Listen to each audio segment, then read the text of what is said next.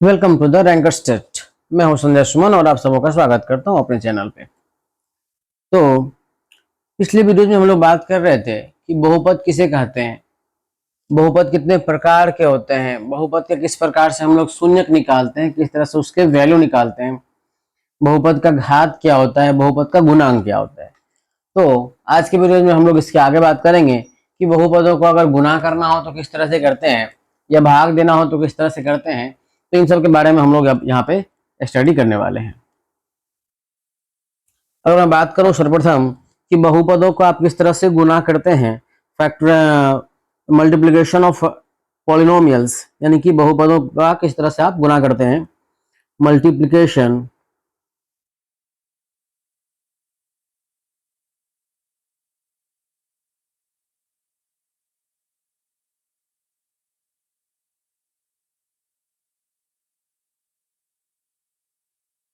Multiplication of polynomials, चाहे वो किसी भी टाइप का पॉलिनोमियल हो, है ना। हम लोगों ने टाइप तो देख ही लिया कि क्वाड्रेटिक है, क्यूबिक है, लीनियर है, ये सब। तो मल्टीप्लाई सबको एक ही तरीके से करते हैं। फिलहाल मैं इतना बेसिक सा बात से आपको शुरुआत करता हूं। जैसे ये इतना सा बात कहूं कि आप सिंपली x प्लस ए को और x प्लस बी को मल्टीप्लाई करेंगे तो क्या होगा। तो आप इनके प्रोसेस पर ध्यान दें, ठीक है। आपको सिंपली इतना सा बात करना है कि ये वाला जो आप x देख रहे हो ना, इसका मल्टीप्लाई इन दोनों में करना है, और फिर ये वाला जो आप a देख रहे हो, इसका भी मल्टीप्लाई इन दोनों में करना है। तो अगर आप x का मल्टीप्लाई करते हो x प्लस बी के साथ, या फिर प्लस ए का मल्टीप्लाई करते हो आप x प्लस बी के साथ, और जब हम लोग ये मल्टीप्लाई करते हैं, जब इसे हम लोग मल्टीप्लाई करते हैं तो x इंटू एक्स क्या हो जाता है, x square. x into b क्या हो जाएगा, बी एक्स। ये क्या हो जाएगा, ए एक्स, और ये क्या हो जाएगा, ए बी। और इस तरह देखा जाए तो x square plus a plus b into x plus a B.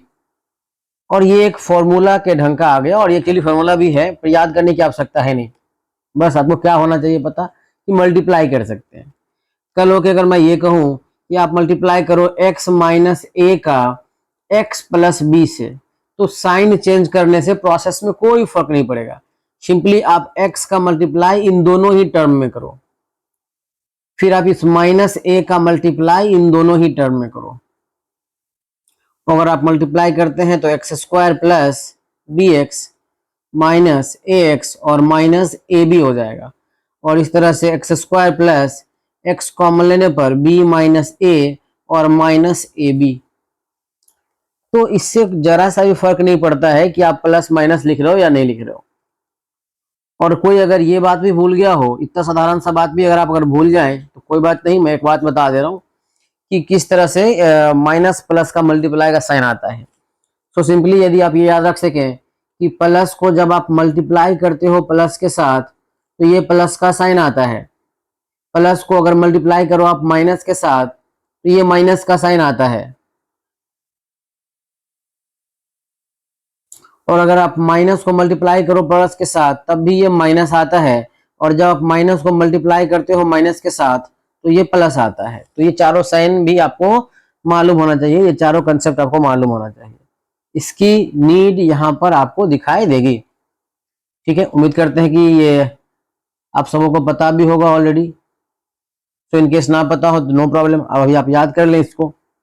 तो अब जैसे मैं ये क्यों कह रहा हूं, क्योंकि यहाँ पर अगर आप मल्टीप्लाई करोगे x का मल्टीप्लिकेशन के साथ x माइनस बी के साथ, तो एक्चुअली इस कंसेप्ट का यहाँ पर अप्लाई हो रहा होगा। तो x square minus b x minus a x और प्लस क्या हो जाएगा, ए बी। जैसे आपको ये प्लस कैसे आया, ये अगर जानना हो तो माइनस और माइनस जब मल्टीप्लाई किया तो क्या हो गया, प्लस हो गया। इसलिए मैंने कहा कि इस कंसेप्ट को यूज करके ही वो लिखा जाता है। और फिर सिंपली यहाँ पर हम लोग इन दोनों में से माइनस एक्स अगर कॉमन लेते हैं, ए और बी को इस तरह से हम लोग अरेंज कर सकते हैं। इस तरह से आप मल्टीप्लाई करोगे, और एक बार अगर मल्टीप्लाई समझ में आ गया तो कुछ क्वेश्चन का मैं यहाँ पर आपके लिए समझिए होमवर्क टाइप कर दे देता हूँ, जो कि आप ढंग से ट्राई कर लीजिएगा एक बार। जैसे मैं कुछ क्वेश्चन लिखता हूँ कि अगर आपसे कहा जाए कि 2x प्लस 3y का मल्टीप्लिकेशन 4x माइनस 7y के साथ करिए, या आपसे कहूँ कि अब मैं थोड़ा सा ये कॉम्प्लिकेटेड करूँ, 3x स्क्वायर प्लस 1 का मल्टीप्लिकेशन अगर मैं आपसे कहूं कि 5x माइनस 3xy के साथ करिए, अब चाहो किसी को भी मल्टीप्लाई कर सकते हैं। 3x² y² प्लस 5xy का मल्टीप्लिकेशन, या माइनस भी लगा लेते हैं, यहां पर आप लगा लीजिए प्लस 2xy माइनस 5x²। इस तरह से आप किसी का भी मल्टीप्लाई कर सकते हैं। और इनफैक्ट ये, अच्छा अगर 3 टर्म का दिया हुआ, अभी तो हम लोगों ने 2 टर्म लिया, ठीक है। अच्छा ये पहले तो आप ट्राई कर लें 4-5 क्वेश्चन। जैसे यहाँ पे मैं कहूँ कि 2xy z प्लस 3 टर्म तो बनाना नहीं है, तो यही रहने देता हूँ, minus twice of z² plus 4xy। इस तरह से आप चाहो किसी को भी मल्टीप्लाई कर सकते हैं। 3 बार बार मैं लिख रहा हूँ, minus x y plus y into y plus 3xy। ऐसा कुछ भी अगर मैं लिख दूं ना, तो आप आराम से मल्टीप्लाई कर सकते हैं। जिनमें से मैं 1-2 क्वेश्चन, मान लीजिए मैं यहाँ पर थर्ड नंबर एक और बना देता हूँ, ठीक है।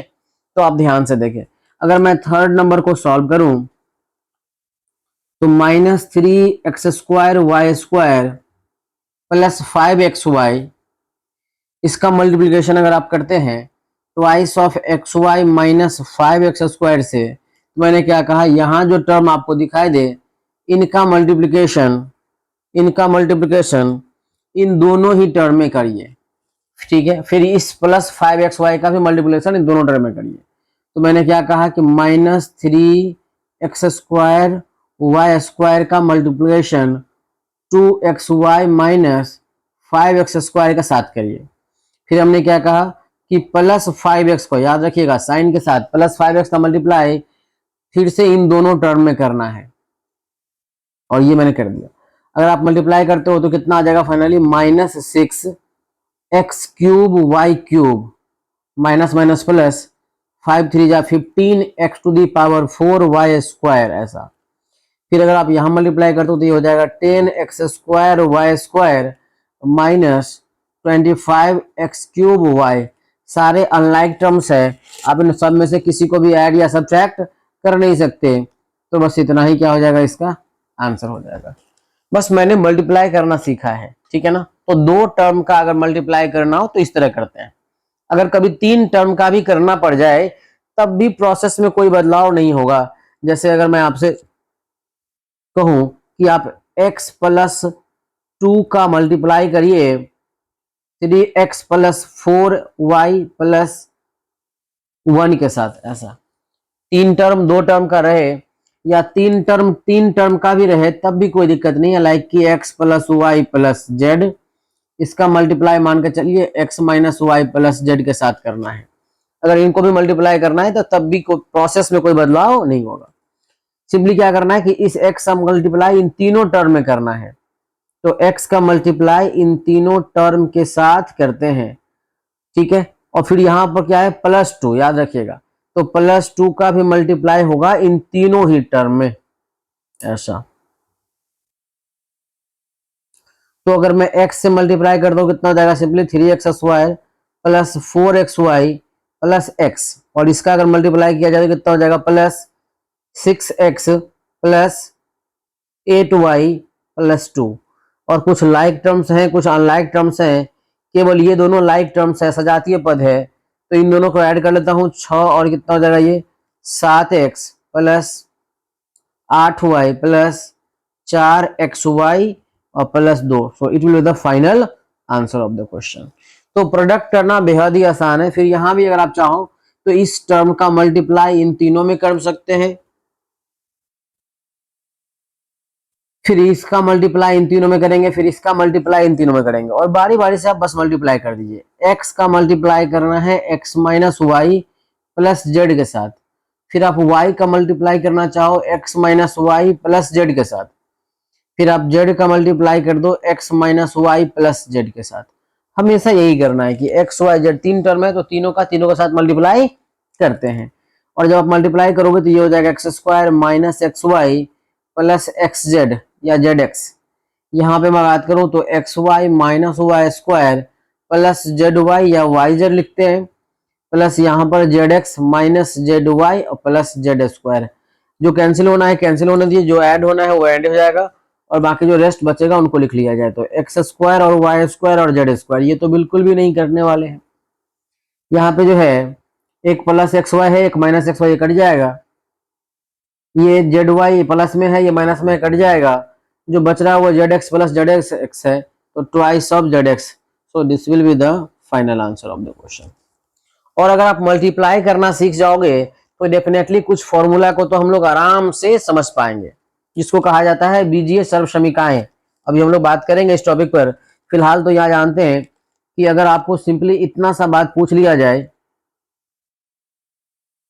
कि आप x प्लस 3, ऐसा मान लीजिए कि हम कह दें कि a प्लस बी इसका होल क्यूब, या आपसे कहूं कि आप ये बताओ कि a प्लस बी को अगर 3 बार मल्टीप्लाई करेंगे तो क्या आएगा, ऐसा भी आपसे पूछा जा सकता है। या फिर आप ये भी समझ सकते हो कि इस कंसेप्ट, इस क्वेश्चन के माध्यम से आप इसका प्रूफ जानेंगे कि a प्लस बी का होल क्यूब क्या होता है। तो सबसे पहला काम ये होता है कि किसी दो को ही मल्टीप्लाई करिए, सिर्फ किसी दो को, ठीक है, तीनों को एक साथ मल्टीप्लाई नहीं करें। तो किसी दो को अगर मैंने सेलेक्ट किया, जो यहाँ पे सेलेक्टेड है, अगर मैं इन दोनों को मल्टीप्लाई करता हूं तो ई वाले जो ए यहाँ पर दिख रहा है, इस ए का आप ए प्लस बी में मल्टीप्लाई करोगे अगेन, इस वाले प्लस बी का मल्टीप्लाई अगेन आप ए प्लस बी में करोगे, तो ये हो गया। और बाहर कितने लिखे हुए हैं, ए प्लस बी, ठीक है। तो यहाँ पर अगर आप a से मल्टीप्लाई करोगे तो ये कितना हो जाएगा आपका ए स्क्वायर प्लस ए बी। यहाँ पर अगर मल्टीप्लाई करोगे तो बी ए या ए बी लिख सकते हैं हम लोग, फिर ये क्या हो जाएगा बी स्क्वायर, और 9 बाहर जो है वो कितना लिखा हुआ है a plus b. So finally आपका यहाँ पर a square plus 2ab plus b square, और यहाँ कितना है ए प्लस बी है। फिर एक काम कर सकते हैं कि इस a का मल्टीप्लाई, ऐसा नहीं कि हमेशा दाएं से बाएं मल्टीप्लाई करेंगे, आप चाहो तो इसे मल्टीप्लाई कर सकते हो। a का मल्टीप्लाई सब में, फिर प्लस b का मल्टीप्लाई भी सब में। तो अगर मैं a का मल्टीप्लाई करता हूं इन सब में, किसमें, a square plus 2ab plus b square में, और फिर आप क्या करोगे कि प्लस b का मल्टीप्लाई करोगे, यहाँ पे प्लस b दिख रहा है, प्लस b का मल्टीप्लाई कर रहा हूं, a square plus 2ab plus b square. तो इसको जब आप मल्टीप्लाई करेंगे तो यहाँ हो जाएगा ए क्यूब, यहाँ हो जाएगा 2a स्क्वायर बी, यहाँ हो जाएगा ए बी स्क्वायर। और अगर आप यहाँ पे मल्टीप्लाई करते हैं तो b a square plus 2ab square plus b cube. अगर आप इन सबको अच्छे से अरेंज करके लिखें तो ये आपको ए स्क्वायर बी और ए स्क्वायर बी यानी 3a square b plus 3ab square और प्लस बी क्यूब, ये आपको a प्लस बी का होल क्यूब का फॉर्मूला भी यहाँ पर दिखाई देगा, जो कि ये आपका फॉर्मूला आता है, ठीक है। तो इस पर हम लोग बात करेंगे। फिलहाल अभी हम लोगों ने प्रोडक्ट करना सीखा है। अब एक दूसरा फॉर्मूला भी होता है जो बहुत ही साधारण तरीके से निकाला जाता है इस तरह से। यहाँ पर आप देखो ये वाला जो टर्म्स है, इस टर्म में से आप 3ab कॉमन ले सकते हो, तो जो रेस्ट बचेगा वो ये बचेगा प्लस बी, और इस तरह से। तो दूसरा फॉर्मूला भी यहाँ पर हमने देख लिया है। तो इस तरह से बड़ी आसानी तरीके से आप मल्टीप्लाई कर सकते हैं, चाहे 2 टर्म हो, चाहे 3 टर्म हो, चाहे 4 टर्म हो। जैसे मैं आपसे ना एक और क्वेश्चन पूछता हूं कि अगर मैं आपसे कहूं कि a plus b plus c का मल्टीप्लाई माइनस ए माइनस बी माइनस प्लस सी से करिए, इसका मल्टीप्लाई करके दिखाइए, तो इसमें भी कोई ज्यादा दिक्कत है नहीं। बस बेसिक जरूर याद रखना है कि एक बार a का मल्टीप्लाई इन तीनों में होगा, फिर प्लस बी का मल्टीप्लाई इन तीनों में होगा, प्लस सी का मल्टीप्लाई इन तीनों में होगा। इतना सा काम करना है। तो बारी बारी से मल्टीप्लाई करते हैं।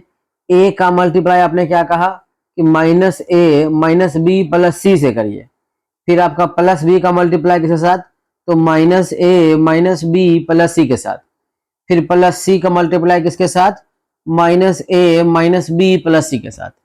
इस तरह से मल्टीप्लाई करना है। और जब आप इसको मल्टीप्लाई करते हैं तो ये आपको इस तरह का टर्म आ जाएगा। फिर मैं इसका मल्टीप्लाई करता हूँ बी के साथ, तो यहाँ हो जाएगा माइनस ए बी। मैं प्लस माइनस का ख्याल रखते हुए यहाँ पे अरेंज कर दे रहा हूँ।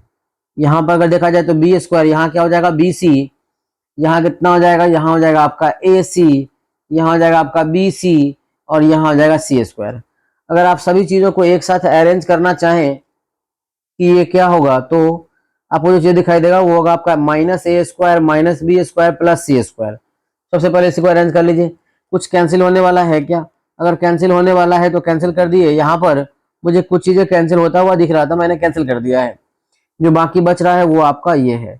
इस तरह से आप आराम से मल्टीप्लाई कर पाते हो।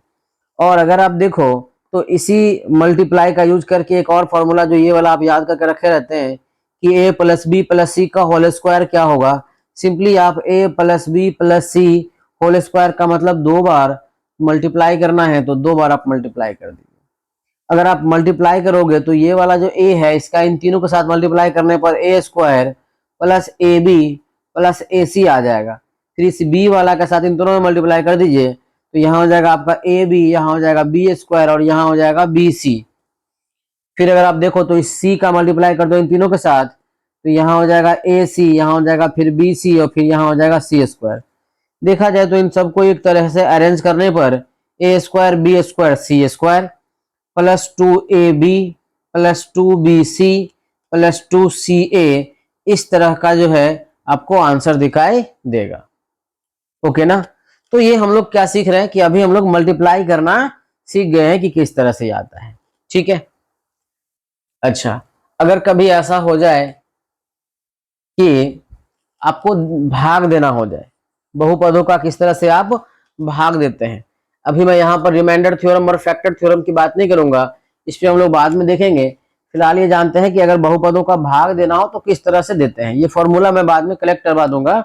फिलहाल हम लोगों ने केवल मल्टीप्लाई करना सीखा है और अब यहाँ पर भाग देना सीख रहा हूं। बहुपदों का विभाजन, बहुपदों का विभाजन, बहुपदों का विभाजन मीन्स मैं क्या कहना चाह रहा हूं कि आप डिवीजन ऑफ पोलिनोमियल कैसे बहुपदों का भाग आप करते हैं। ठीक है, तो ये बहुत ही आसान तरीके से कहा जा सकता है। आप ध्यान दें, मैं डिवाइड करके दिखाता हूं और आप सीखें, प्रैक्टिस करें इस चीज को। जहां ना समझ में आए वहां कमेंट कर सकते हैं इस चीज के लिए। अगर मैं सिंपली बहुपदों का भाग करना चाहूं तो एक क्वेश्चन ले लेता हूं। जैसे हमने कहा कि आपको ना x प्लस 2 का मल्टीप्लाई करना है x square plus 7x plus 9 के साथ, ऐसा इतना सा बात पूछा है।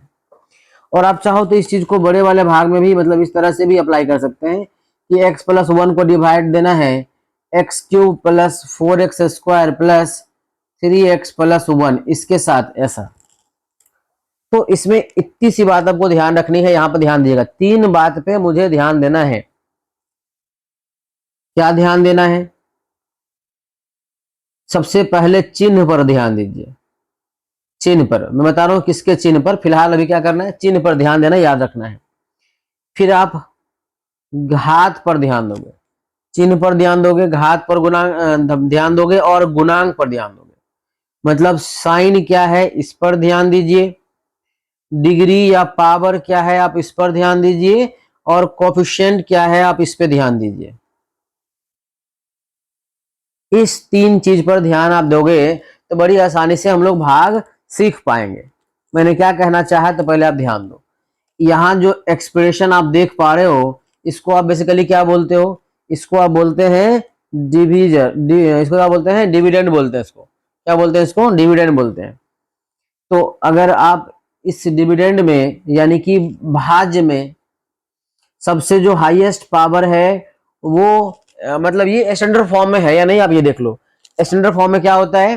पावर 2, पावर 1 और पावर 0, इसको बोलते हैं स्टैंडर्ड फॉर्म में होना, यानी कि इंक्रीजिंग ऑर्डर में हो या फिर डिक्रीजिंग ऑर्डर में हो। तो दोनों ही स्थिति में ये स्टैंडर्ड फॉर्म में होता है। ठीक है, तो सबसे अच्छा रहता है डिवाइड करने में कि आप उसको डिक्रीजिंग ऑर्डर में अरेंज कर लीजिए। कभी अगर डिक्रीजिंग ऑर्डर में नहीं दिया हुआ हो तो सबसे पहले उसको डिक्रीजिंग ऑर्डर में अरेंज कर लीजिए, फिर डिवाइड कीजिए। तो ये जो हाईएस्ट पावर आप देख रहे हो इसका साइन, और यहां पर आप जिस चीज से डिवाइड कर रहे हो इसका साइन, क्या ये दोनों साइन सेम है? अगर साइन सेम है, चिन्ह अगर सेम है तो ये ओके है, यानी चिन्ह में मुझे कुछ भी करना नहीं पड़ेगा। ओके, दूसरा चीज जो ध्यान देना है वो देखना है कि गुणांक क्या है। तो यहाँ पर गुणांक कितना है आप जानते ही हो 1 है, यहाँ भी कितना है 1 है, यानी कि कोफिशिएंट भी क्या था ओके था, सही है। कोफिशिएंट भी ओके है, साइन भी ओके है, तो क्या डिग्री ओके है। तो यहाँ डिग्री कितना है 1 और यहाँ डिग्री कितना है 2, यानी कि अभी आपका डिवाइड लग जाएगा। अच्छा मैं आपको ये विभाजन का सूत्र बता दूं, ये फॉर्मूला अगर बताना चाहो तो यहाँ पर आप नोट करके लिख लें, भाज्य बराबर भाजक गुना भागफल और जो शेषफल जो होता है, इससे आप कोई भाग सही है या गलत इसको आप टेस्ट कर सकते हैं। तो फिलहाल तो आप ये देख लें कि कहाँ पर किसका प्लेस होता है। तो जिस चीज से आप भाग देते हो उसे कहा जाता है भाजक, जिसमें आप भाग देना चाहते हो उसे कहा जाता है भाज्य, और आपको जो भी भाग देने के बाद जो भी बचेगा ना उसको बोलते हैं भागफल, मतलब जिससे आप डिवाइड किए वो क्या हो गया भागफल। और सबसे नीचे जो रेस्ट बच जाता है ना वो क्या होता है शेषफल, या सिंपली हम लोग कहते हैं कि ये शेष है। अगर बात करूं कि इंग्लिश क्या है, तो जिससे आप डिवाइड देंगे उसको बोला जाता है डिविजर, जिसमें आप डिवाइड देंगे उसको बोलते हैं डिवाइडेंड, डिवाइडेंड। और जो भी आपको भागफल प्राप्त होता है, जो भी आपका फल प्राप्त होता है, इसको बोलते हो आप कोसेंट, इसको क्या पढ़ते हैं कोसेंट पढ़ते हैं। और जो बचता है उसको आप क्या बोलते हो रिमाइंडर बोलते हैं, शेषफल बोलते हैं। ओके, अब भाग को टेस्ट करने का जो तरीका है वो ये है कि भाज्य जो भी होगा, जो भी आपका डिविडेंड होगा, भाज्य बराबर भाजक गुना भागफल, इन दोनों को गुना करते हैं और प्लस शेषफल। ये फॉर्मूला होता है भाग को टेस्ट करने का, और ये पॉलिनोमियल में ही नहीं बल्कि सभी में वैलिड है, सभी में मतलब नंबर वाले में भी ये फॉर्मूला वैलिड है। तो यहाँ पर फिलहाल मैं आपको नंबर पर अप्लाई करके दिखाता हूं कि ये कैसे वैलिड है। नंबर पर आप ध्यान दें, जैसे मैं कहूँ आपसे कि आपको 3 से डिवाइड करना है 25 में, तो आप कहोगे ये तो 8 से डिवाइड हो जाएगा, 3 8 जाएगा कितना हो जाएगा 24, यहाँ पे शेषफल कितना बच जाएगा 1। अब आप ध्यान से देखें कि यार ये भाग कभी चेक करना हो कि सही है या गलत है, इस पे क्वेश्चन में पूछा जा चुका है। तो आप ध्यान दें कि किस तरह से ये निकालने से कभी कभी क्या देगा कि आपको भाज्य निकालने के लिए बोल देगा। तो फिलहाल आप ध्यान दो कि ये जो 25 है इसमें जो हमने भाग लगाया क्या ये सही है। अगर ये सही है तो ये अपना क्या है आप जानते हैं, इसको हम लोग भाजक नाम दिए हुए हैं, डिविजन भाग दिए हुए, डिविजन बोलते हुए। इसको आप क्या बोलते हो, इसको बोलते हो आप भागफल यानी कि कोसेंट बोलते हो आप, ठीक है। और ये क्या है अपना शेषफल है, और इसको क्या नाम दिया गया है भाज्य, ठीक है। तो एक काम करते हैं कि भाज्य तो मुझे पता है इस क्वेश्चन का, भाज्य कितना है तो भाज्य है 25। अब एक और काम करते हैं कि भाजक गुना भागफल, भाजक गुना भागफल और जोड़ शेषफल, ये तीनों आप निकाल कर देखो क्या 25 आ रहा है कि नहीं आ रहा है। तो 3 गुना 8 और जोड़ 1 कितना हो जाएगा, ये 24 प्लस 1 कितना आ गया 25 आ गया। ये भाज्य के बराबर आया या नहीं आया, आ गया ना, आ गया। इसका मतलब आपका भाग क्या है 100% एक्यूरेट है, एकदम सही है, ठीक है। अब जैसे कि शायद बीपीएससी में ये क्वेश्चन आया हुआ था, मुझे एग्जैक्टली याद नहीं पर मैंने ये क्वेश्चन कहीं देखा है। सिंपली इतना क्वेश्चन ये पूछा गया था, इतना सा बात पूछा गया था कि एक px है, px कितना है तो x square plus 4x plus 1 type का है, ठीक है। इस नहीं ऐसा नहीं था, एक मिनट रुकिए, मान लीजिए ये px है x प्लस 2, ठीक है। इस px से आपने क्या किया तो एक gx में भाग दिया, ऐसा आपने क्या किया इसमें भाग दिया, और आपका कोसेंट जो है ये आपका आ गया मान के चलिए 2x माइनस 3 आ गया, और आपका जो रिमाइंडर है ये आपका ऐसा कुछ 7 आ गया। आपसे पूछा गया था कि ये gx कितना होगा। मैं एक बार रिपीट कर रहा हूं क्वेश्चन कि px से gx में भाग दिया गया, डिवाइड किया गया। जो कोसेंट आया, जो भागफल आया वो QX है, और जो शेषफल आया वो आपका 7 है। वो आपका क्या है? 7 है। ठीक है, आपसे पूछा गया था क्या चीज? GX। तो आप तो ये फॉर्मूला अभी जस्ट जाने हैं कि भाज्य बराबर क्या होगा?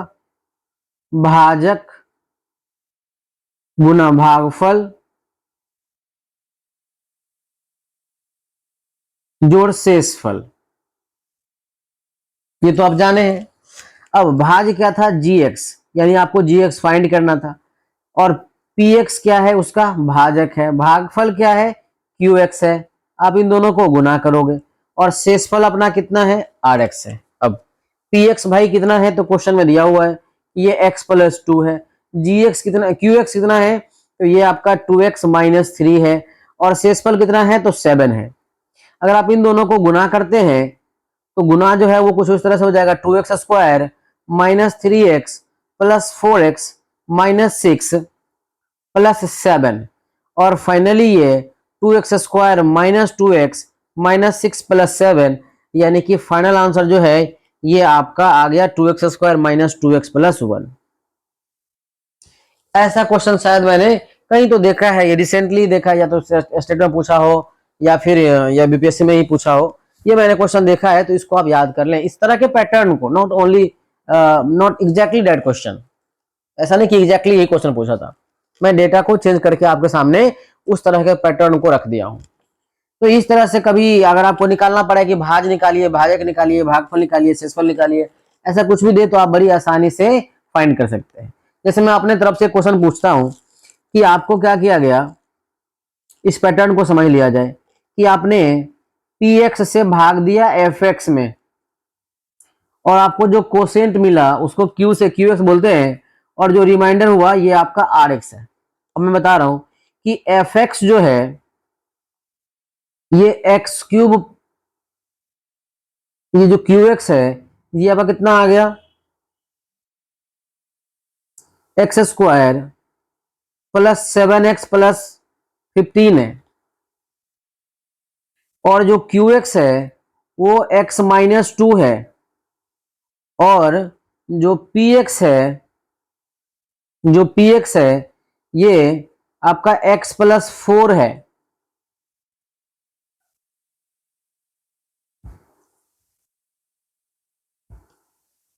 आपको ये सिंपली पूछ लिया जाए कि आप इसका रिमाइंडर बताइए, यानी कि शेषफल बताइए। RX पूछा हूं, इसका मतलब क्या है? रिमाइंडर।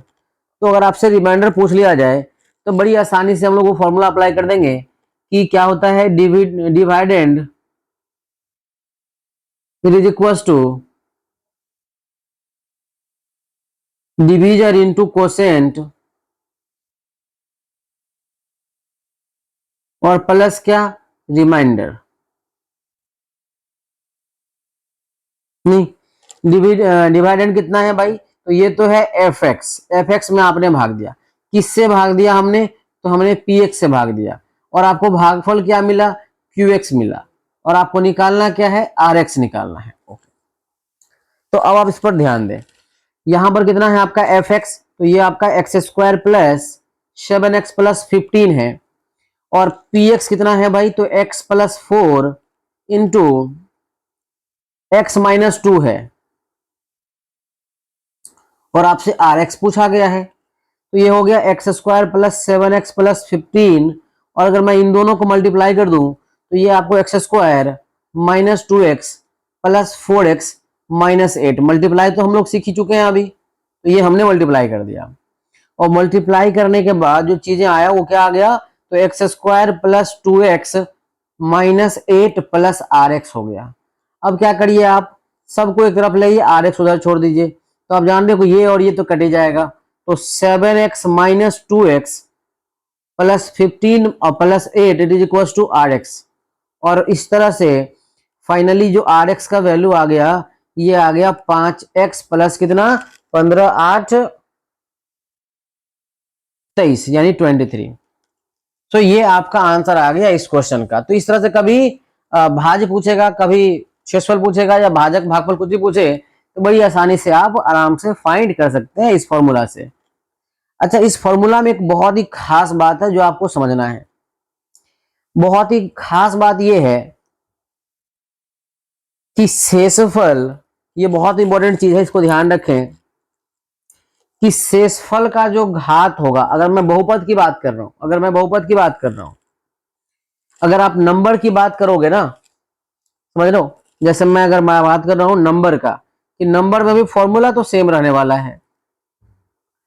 क्या रहने वाला है? तो भाज्य बराबर भाजक गुना भागफल,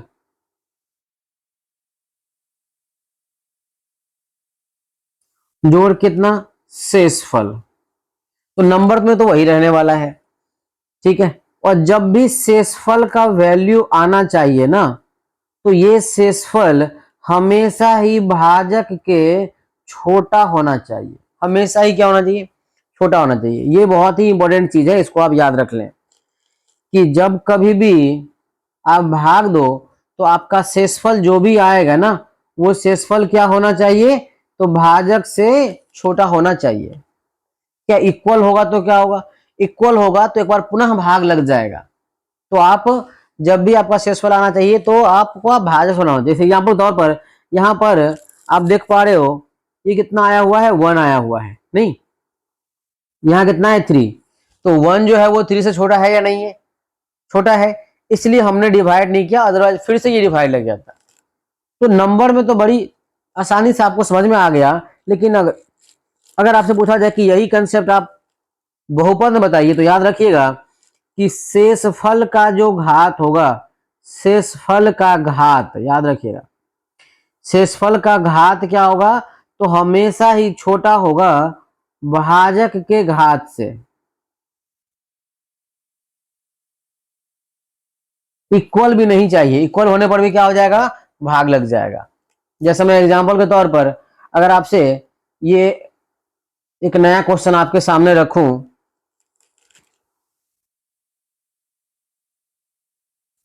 अगर आपको ये लिमिटेशंस पता है कि शेषफल का घात जो है वो भाजक के घात से क्या होता है?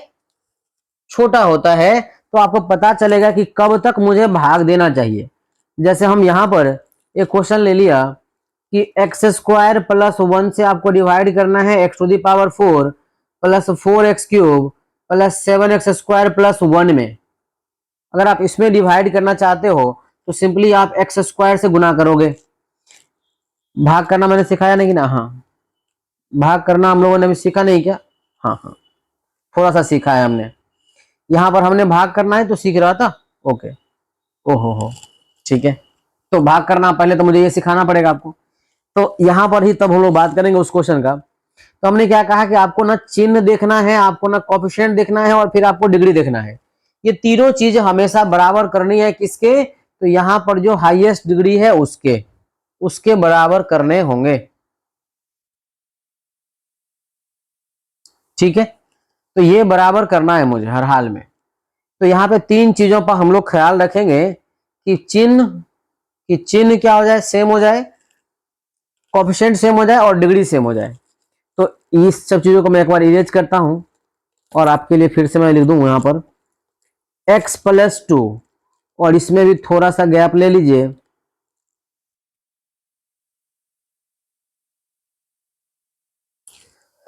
तो जो हाईएस्ट पावर है उस पर हम लोग अपना ध्यान लगाए रखेंगे, ओके ना। तो 3 चीजें ये आप समझ गए होंगे, या अगर आपको लिखना हो तो साइड में कहीं लिख लीजिएगा।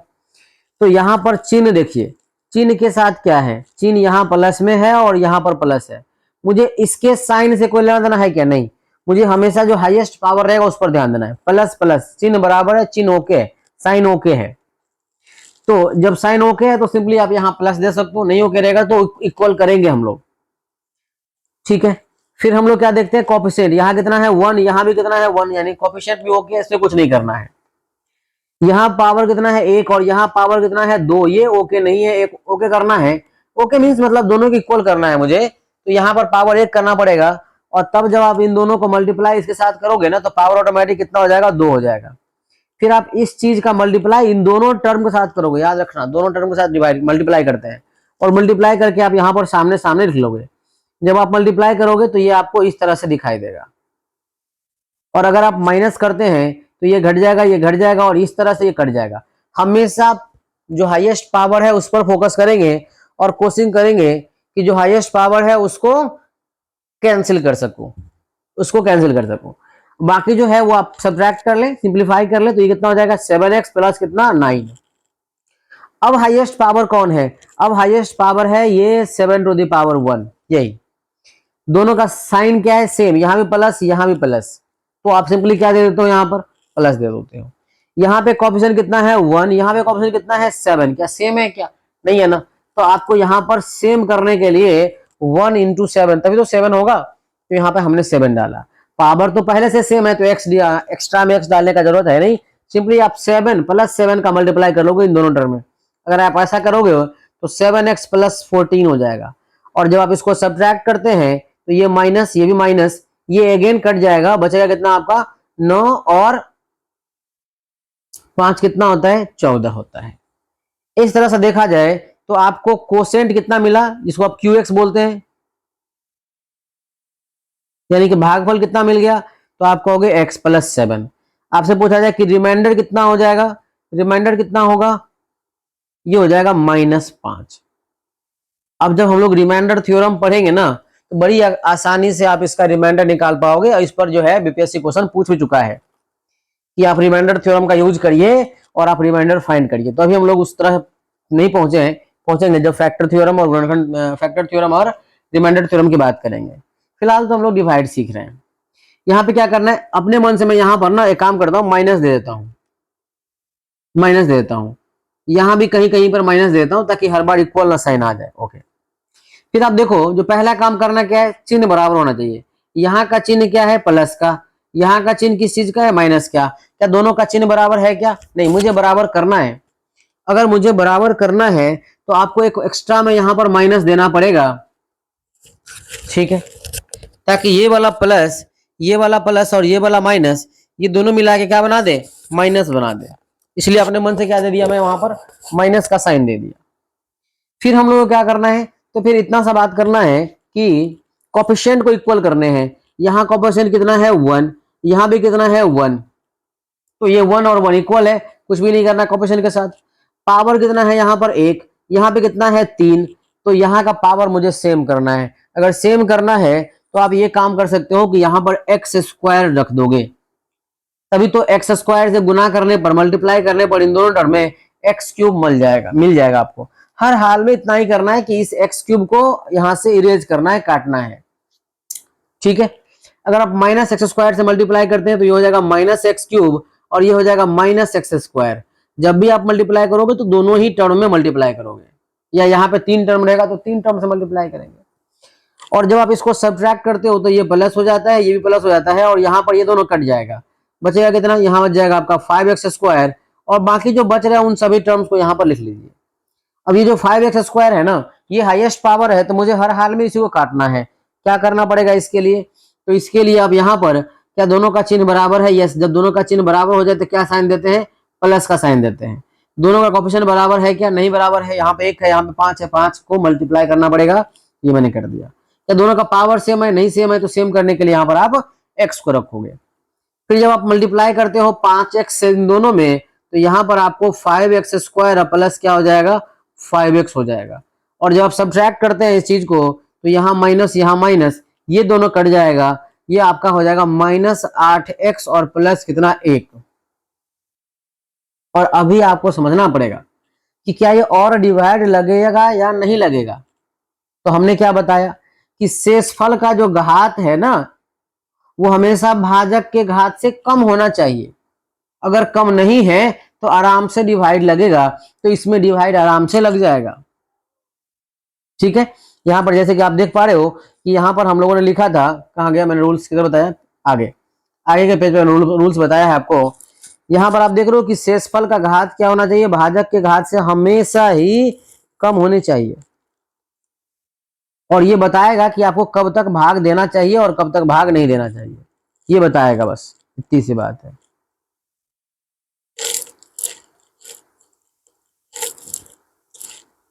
ठीक है ना। तो यहां तो अभी घात बराबर है, तो अभी एक बार और डिवाइड लग जाएगा। तो मैं एक काम करता हूं कि -8 से मल्टीप्लाई कर देता हूं। जब आप -8 से मल्टीप्लाई करोगे तो ये आपका हो जाएगा प्लस, ये भी हो जाएगा प्लस, अगेन ये कट जाएगा, 8 और 1 कितना हो जाएगा 9। तो इस क्वेश्चन का जो क्वोशेंट आ गया, जो भागफल आया वो क्या आ गया, तो भागफल आ गया -x² plus 5x plus plus नहीं -8 है। और रिमाइंडर कितना आ गया, तो जो rx है रिमाइंडर है वो कितना आ गया 9 आ गया। So that will be the answer. इस तरह से भाजक और भागफल और शेषफल आप फाइंड करते हैं।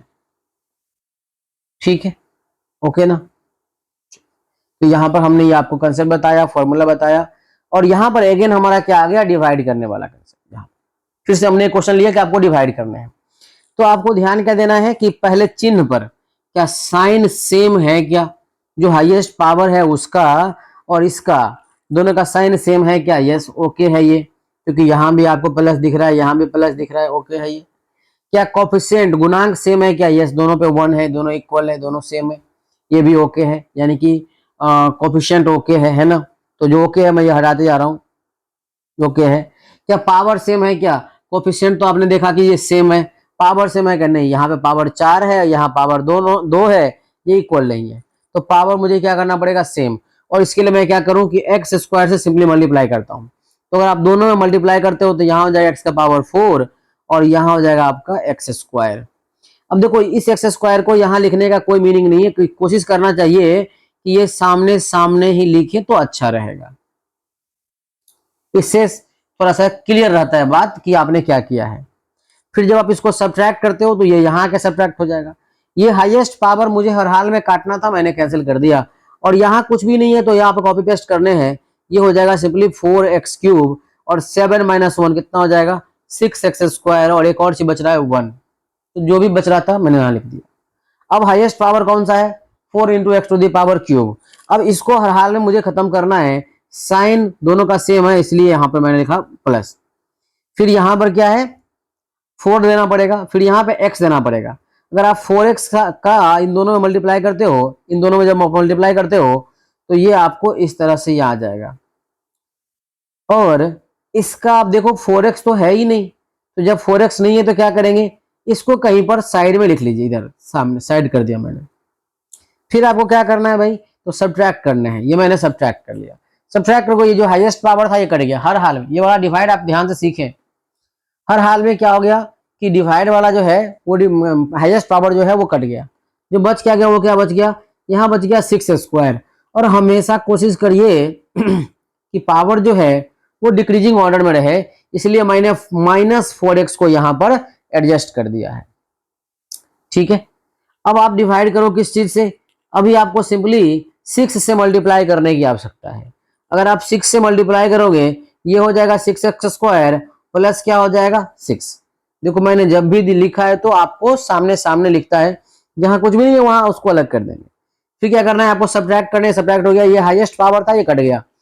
हर हाल में मुझे हाईएस्ट पावर को कैंसिल करना है, और अब भाग लगेगा नहीं, ये कैसे पता चलेगा, तो यहाँ का पावर कितना है 1 है, यहाँ का पावर कितना है 2 है। आप देख रहे हो कि शेषफल कितना आया, शेष जो आया है उसका घात जो है ना ये छोटा आ गया, किसके रिस्पेक्ट में, तो जो भाजक था जो डिवीजर था उसके घात से क्या आ गया छोटा आ गया, भाजक का घात ऐसा, अच्छा भाजक का घात,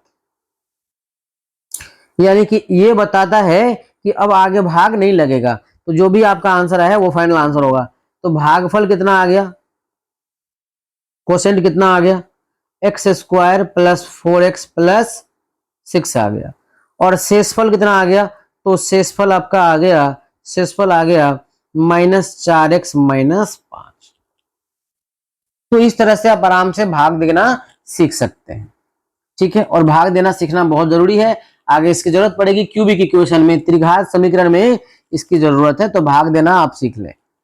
तो हमने क्या क्या सीखा, किस तरह से गुना और किस तरह से भाग करते हैं, इतना हम लोगों ने यहाँ पर इस वीडियो के माध्यम से हम लोगों ने सीखा है। ओके, मैं अगर थोड़ा सा और बात बताऊं